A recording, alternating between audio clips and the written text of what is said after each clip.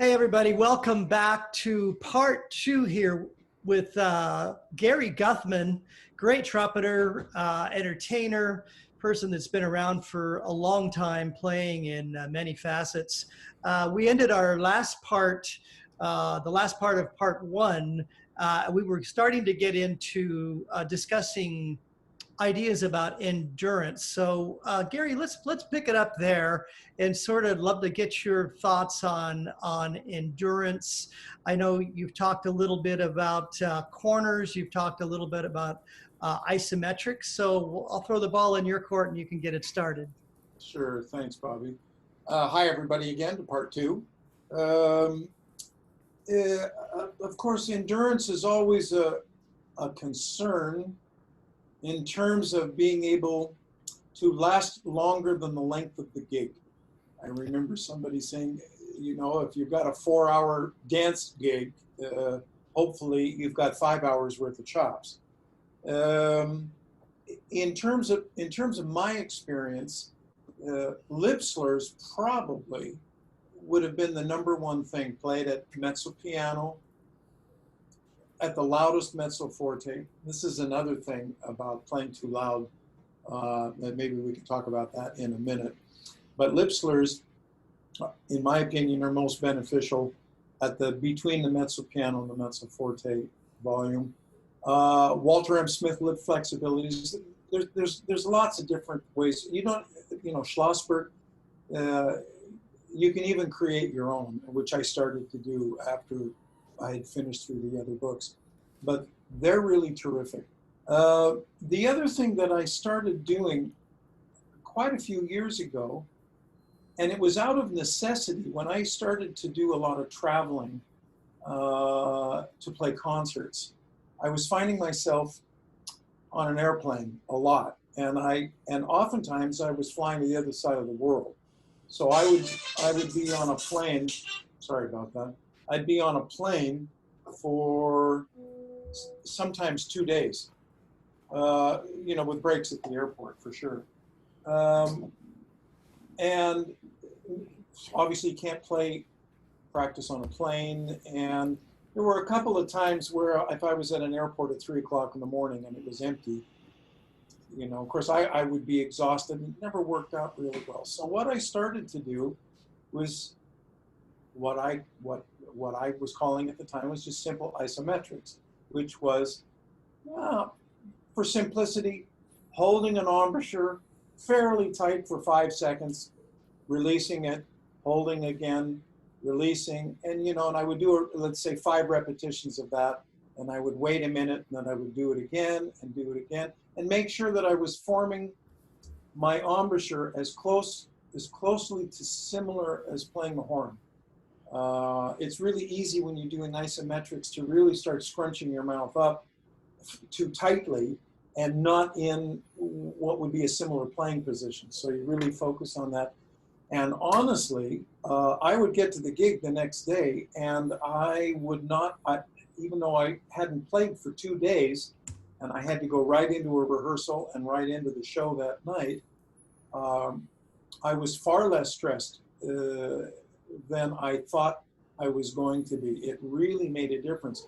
And over the course of weeks and months of doing these simple isometric exercises, building the corners, it made a huge difference. And I don't hear too many people talking about isometrics. And unless I'm out of the loop, unless No, they are. no, I don't think so. But, you know, I had a discussion with our friend Sal Cracchiolo from Tower of Power, and I was asking him about his routine and what he did to stay in shape. And, you know, when he's traveling a lot, that's exactly what he does on the airplane. That's what I do as well. I learned a number of different isometrics, and I've come across some interesting things myself. I told this story maybe on another interview, but my wife and I took a month off last year for our 30th anniversary, and we went all over to Oceania and all over the place on some cruises, this and that. So essentially, I played my trumpet. I did take a practice mute, and I played maybe 20 minutes, 15, 20 minutes a day. and not every day, but the rest of the time, off and on, I was doing isometrics. I came back 2 days later. I had a play lead on a big band, had a concert, and I was fine. And I believe in them big time, and I It know a makes a lot of people huge do them. makes a huge difference. And I tell you, all through all the years that I either played with Doc, well, I played in the band behind him or the orchestra behind him, and I would say over the last 30 years, 4 or 5 times, where he was in the same town and giving a concert, and I was in the orchestra. When I'd have lunch with him, or we'd go to dinner, or we'd hang out, um, uh, Doc always had his mouthpiece in his hand, always, from the minute he wakes up in the morning until he goes to bed.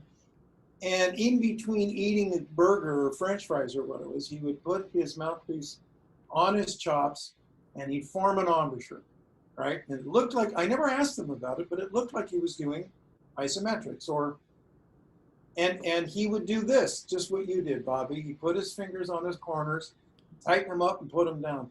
And this was constant all the time. This was one of the secrets of Doc's success. I mean, we talk about being in shape, practicing a couple hours a day and all that.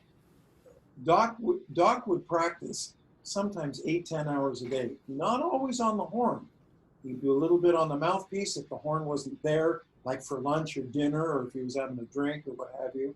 And then these little isometrics. So I for all of those years, I don't think Doc ever had one day where his muscles weren't in perfect, ready condition, ready to play. And I don't know too many people who can actually say that.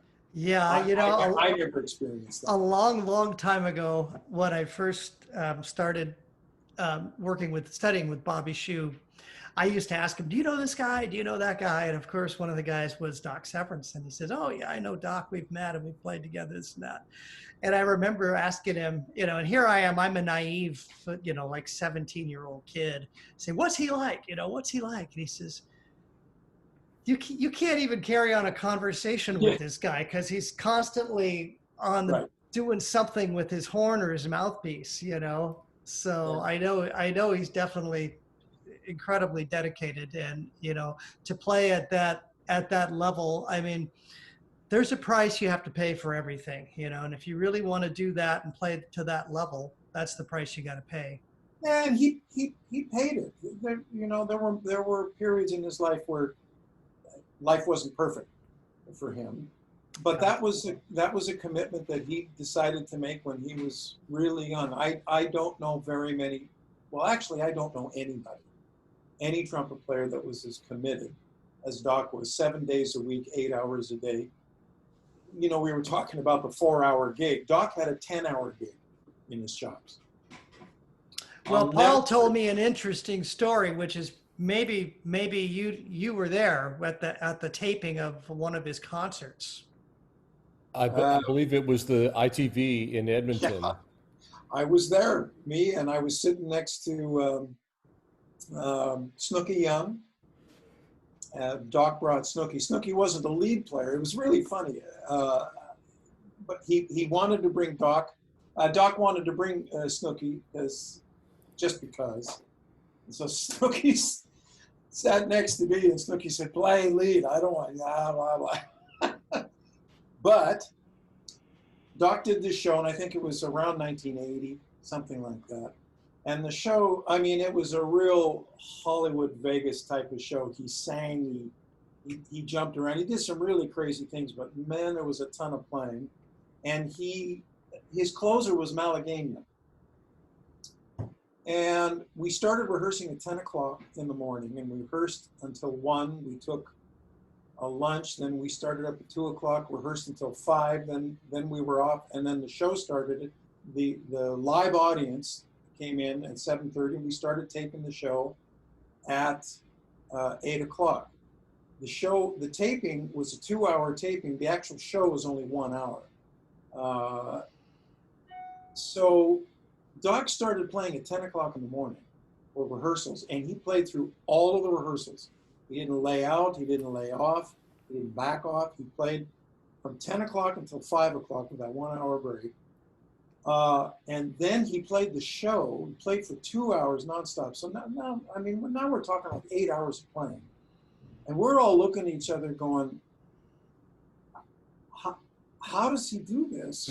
It's just not humanly possible, right? But like I said, Doc was in the kind of condition where he had 10 hours worth of chops. And then we get to the end of the show, the people are gone, and he turns around to and I remember him talking to the producer, Stanley Dorfman, and he says, I want to do Malagueña again. I didn't like what I played. But we're all looking at each other going, man, it was perfect. But there were a couple of little things he didn't like, and the little cadenza, not little, I mean the big cadenza that he does at the end where he pops the double D, he didn't hit it the way he wanted to. It sounded fine, it was perfect, but he said, I want to do it again. So we did it twice more, Malagueña, or maybe 3 times, 2 for sure. And he nailed it every time, and finally, you know, they edited whatever he thought was the best shot at it, but I never saw anything like that in my life. He played from 10 o'clock in the morning until midnight that night, Wow. a couple of lunch breaks, and it was just astonishing how his pitch was perfect, his control was perfect through all of that, and you know, really remarkable. And what I came away from that was, you got to commit like he did in order to be able to do that. This is like a lifelong athlete who is just committed to building this mechanism here to the point where you just keep playing. Well, on top of that, let's feather into something else, because I know, you know, we mentioned this briefly, but let's talk about visualization, because I know you're a proponent of that, and I know that they use that a lot in sports. It's something I've dabbled in for my career, but it's something I don't really know that much about. In fact, I've thought about going to a specialist just to learn more about it, but I'd love to get your input on this. It's a long conversation, but I'll see if I can keep it under 5 minutes. It's similar to meditation. And I'm sure most of us either do meditate or have dabbled in it a little bit. And the concept of meditation is focusing either on your breath, or if you're doing transcendental meditation, you have a mantra. They both work. So I didn't study it. I just started, I might have read about it somewhere years ago, maybe as long as 30 years ago, where the concept is simply visualize the exercise in real time. You close your eyes, you relax. You do this quite quickly. It doesn't take 10 minutes to relax all of your muscles and get into heavy breathing. But it's just to relax your body. And you close your eyes and you do a couple of deep breaths, and then you actually imagine yourself in real time picking up your horn, putting the horn onto your mouth, putting your right hand up to your valves, taking a breath, and then slowly, let's say if it was a Herbert L. Clarke, you know, da, da, da, da, da.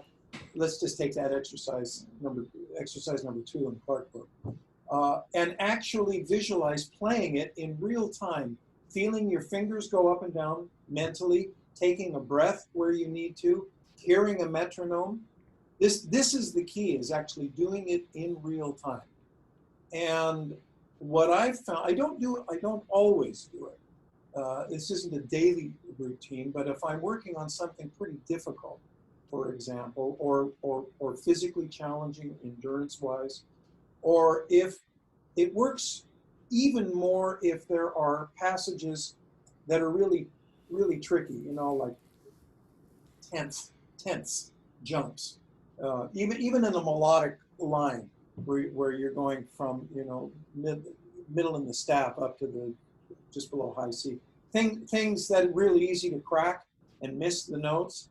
But the key with visualization is to actually mentally visualize yourself playing it in real time, okay? Including the metronome, including pounding your fingers up and down on your valves mechanically so that they work. So you're actually almost feeling your fingers, imagining your embouchure being set, where you want it to set. And it does make a difference. It doesn't right away. You have to do this for a while. But after a couple of weeks, it starts to kick in, and you'll find yourself, your focus is actually different. It's a more intense focus. It's not a stressful focus when you're playing, but you'll just notice that you're more aware of not each individual note or the breath, but the entire phrase. You become aware of the parts of the phrase, but all in one piece. I guess that's the best. And here's another really interesting thing. I tried doing it by visualizing, this is going to sound a little weird, but trying to visualize myself as if I were Doc, or Clifford Brown, or Chet Baker, and listening to them on a recording and closing my eyes and imagine myself playing what they're playing as a visualization. It's worth doing. It changes your focus. It's quite amazing. And the more you do, it's like anything else you practice, exercising your ability to visualize. And there's all kinds of awareness elements that come into your playing, especially when you're focusing on somebody else's playing and imagining that you're channeling them. Let's even put it that way. Mm-hmm. I first heard about this many, many years ago. And I'll make the story brief, but the thing was, there was I believe he was a Chinese piano player, and he was thrown into jail for a couple of years, something like that. And he was a very well-known concert pianist. And when he came out, his agent was there. He was ready. Basically, he was working within a very, very brief period of time. And they asked him, how could you take 2 years off and come back and play this amazing? And he said, I practiced in my mind every day for 6 hours.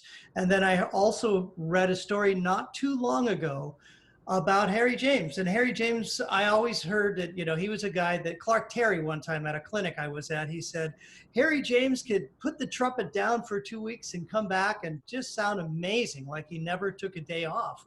But somebody talked to Harry about it, and he says, when I'm sitting by the pool, in my mind and in my finger, just like you're talking about, he says, I'm doing my Clark and I'm doing all these studies to keep my balance, Right. That's right. It's really more of it focuses you in a way that there's no other way to get that same kind of focus. I really recommend everybody giving it a try. Trying it with your own warm-up routines, your own exercise routines. The key is doing it in real time and taking your breaths mentally as well, right? Like everything that you do live, you have to do it real time in your mind.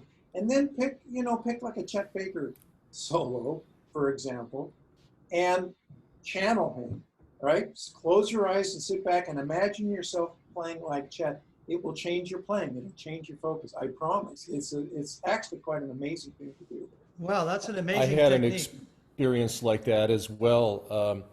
I had tried the Bill Adam routine, and I'll make the story really short, but our good friend Gary, Henry Christian, came back from LA, having studied with Charlie Davis, and gave me the Bill Adam routine and just a photocopy, and I beat myself up. I played it way too loud, and I just figured, okay, well, this is crap. I'm going to put this on the shelf, and that was it.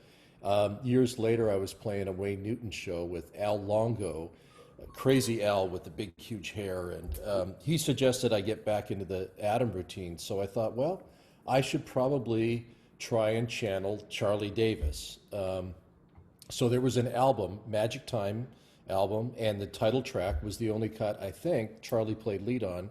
And that was the sound at the time that I was going for. So I would put that one cut on right before playing the routine, then I would play the routine, and the whole concept, one of many concepts of the Bill Adam routine is playing and resting, and you've got a partner that you're playing with, so you're always playing and resting same amount of time. So I would just try to channel Charlie Davis through my horn as I'm listening to Charlie precede me by playing the same phrase. And I did that for about a year. Now, I don't sound like Charlie. I sound like me. But I sound closer to Charlie than I would have had I not done that. That, I have to say, that was a spectacular teaching technique of Fred Sauter. And what I mean by that is similar to what you just said, Paul, your story. There would come a time where Fred would actually stop talking to me in terms of detailing specifics, and he would say, "Watch me." And he'd put his horn up and he would play it. And he would say, "Watch everything that I do, focus on what I'm doing, and when I finish playing, I want you to play it exactly the same way." This was one of Fred's toolkits, right? And he used it sparingly, but it was always at a specific point in time in the lesson where he realized that there was enough talking. More talking wasn't going to get to the point. He needed me to channel him, and it really worked. It really worked. So for all of you that do some teaching, this is a very important thing to do for students, is to make them listen to you play it for them. Of course, you want to talk about the technique and all that, but at some point, just play it and get them to stare at you, stare at your mouth, stare at your fingers, stare at the whole mechanism of breathing, and it really works. Really works.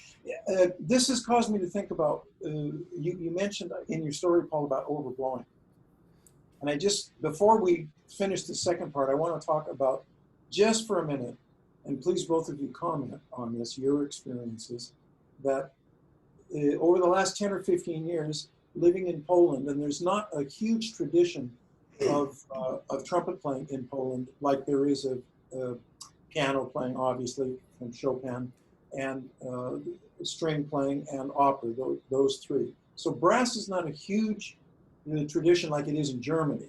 So over the last 10 or 12 years, I've had dozens of trumpet players from all over the country here come to me with various problems, usually not too serious.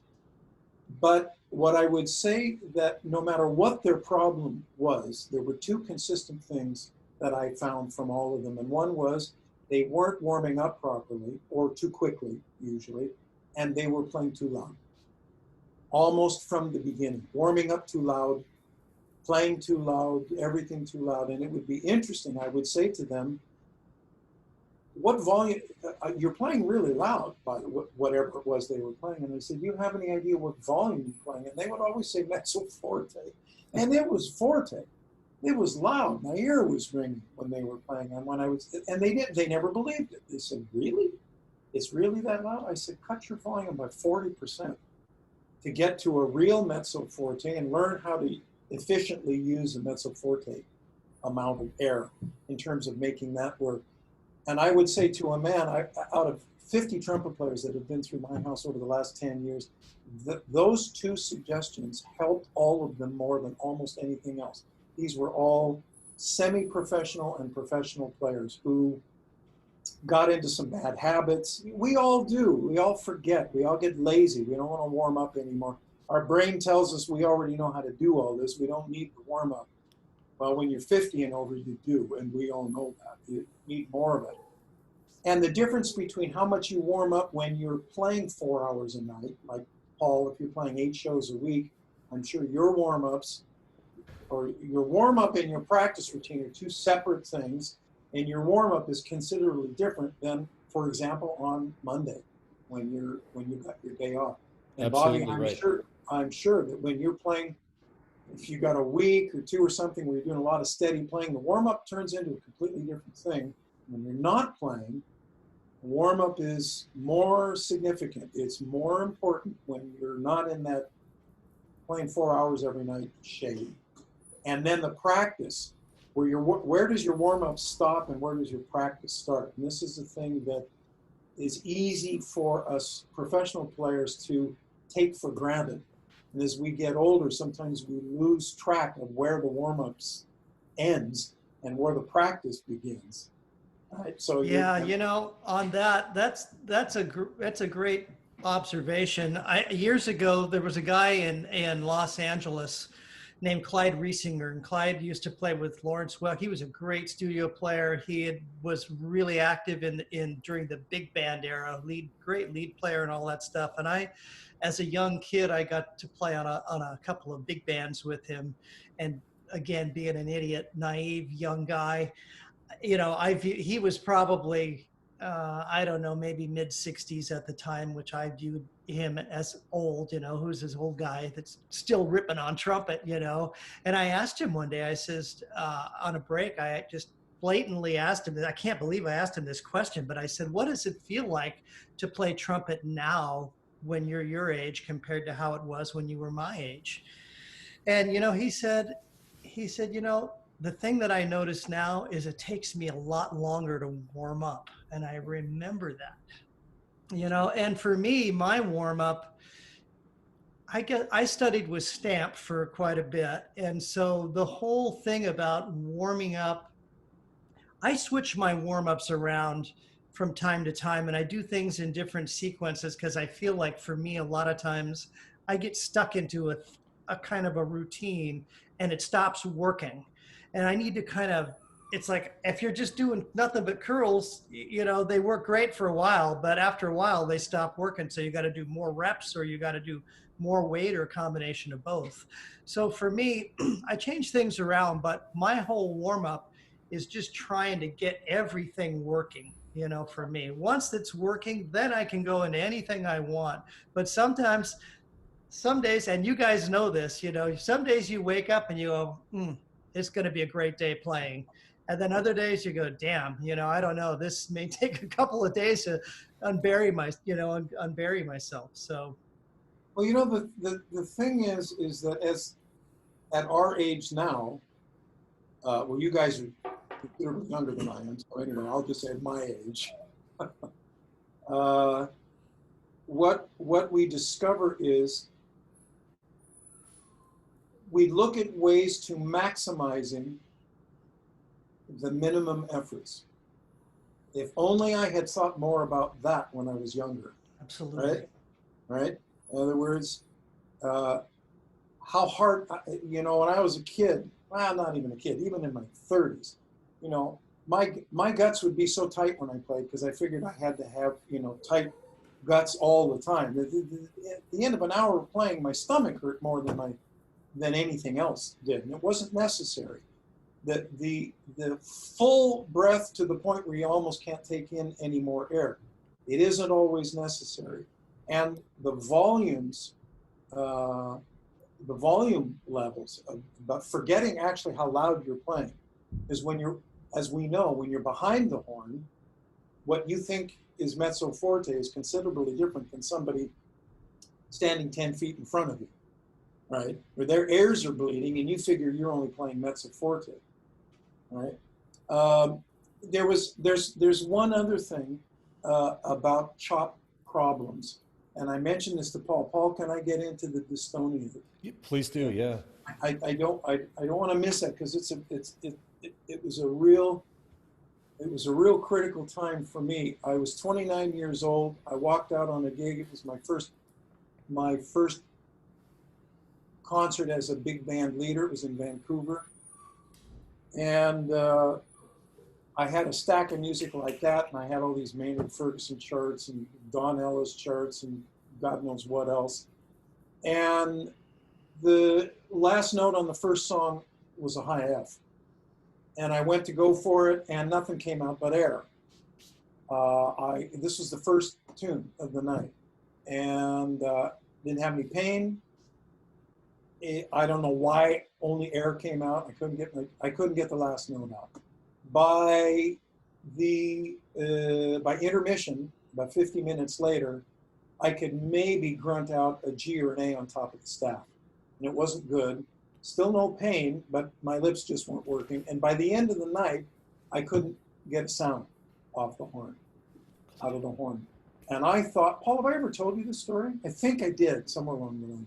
I think so, yeah. The details I'm not remembering all of. But so anyway, I thought, well, I mean, and it was a terrible night. It was a packed house with 1,000 people in the audience. And I managed to fake my way through it and just throw a lot of the solos to other guys in the band. But I was panicked. But anyway, I thought it was only that night, and I figured tomorrow I would just do a gentle warm up and everything would come back. Nothing came back the next day. Couldn't get my lips to buzz at all. And it didn't come back the next week, and it didn't come back the next month. And it seemed like all of a sudden somebody had stuck a whole different set of teeth in my mouth, and my lips belonged to somebody else, and I couldn't find the sweet spot, and I couldn't form an embouchure. My bottom lip was folding over my bottom teeth. It was the weirdest thing in the world. And the long and the short of it was, I spent a year flying myself to LA and to New York. I had a couple lessons with Jimmy Stamp. I had a couple lessons with Tom Stevens. And interestingly enough, at the lessons, things worked kind of well enough where I remember Jimmy saying, well, you don't sound so bad. You know, I said, no, you don't understand. It's like for the last year, I haven't been able to play at all. And I was really good before everything all fell apart. And Jimmy said, no, of course you were. And I felt like I walked into the Twilight Zone a little bit. But in any event, I lost my ability to play. I was turning down every gig. I was teaching at the University of British Columbia. And so I could, I had ways of continuing to earn income, but it wasn't from playing. So the long and the short of it is that I ended up going to a dentist about a year and a half. Finally, because my teeth felt really strange. And the dentist said, well, your bite is all out of kilter. Like your bottom jaw has moved forward somehow and your teeth aren't locking in.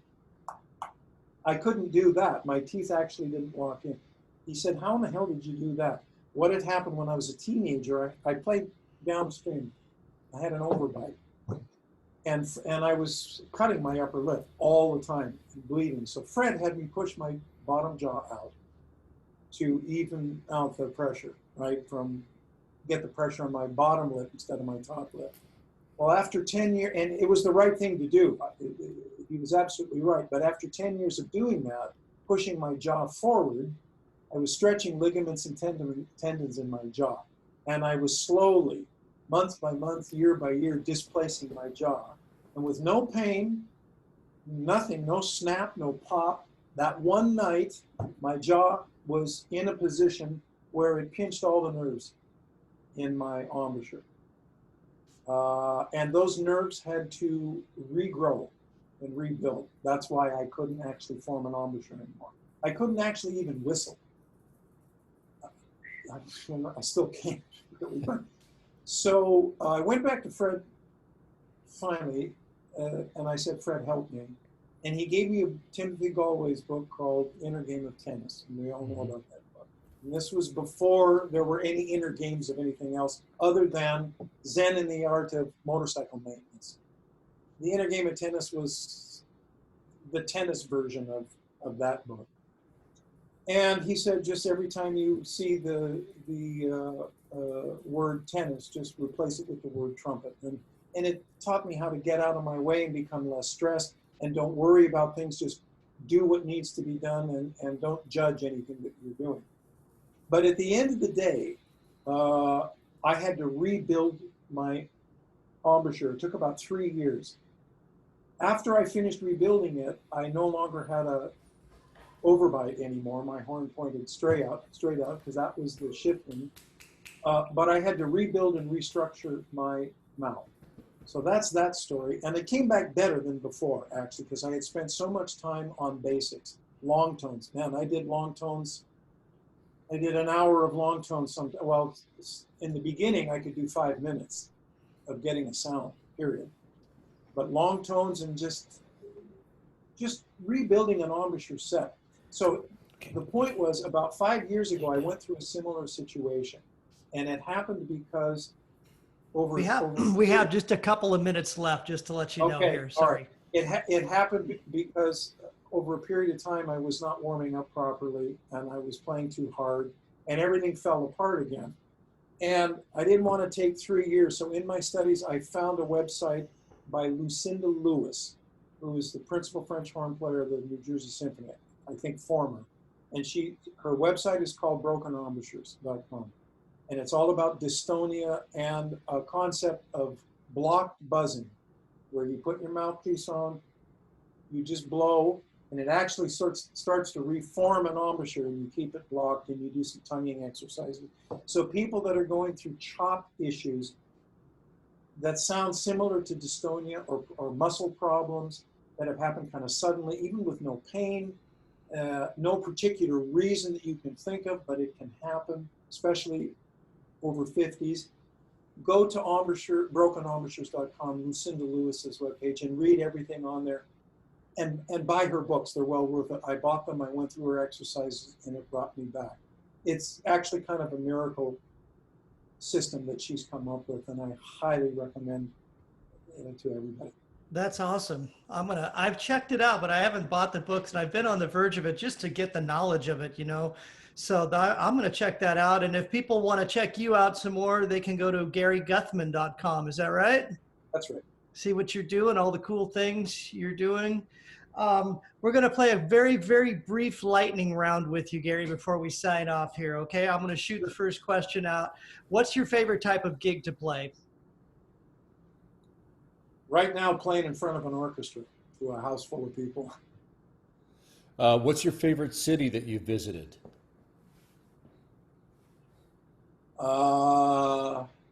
In Turkey, I want to say Constantinople, but what's the new name?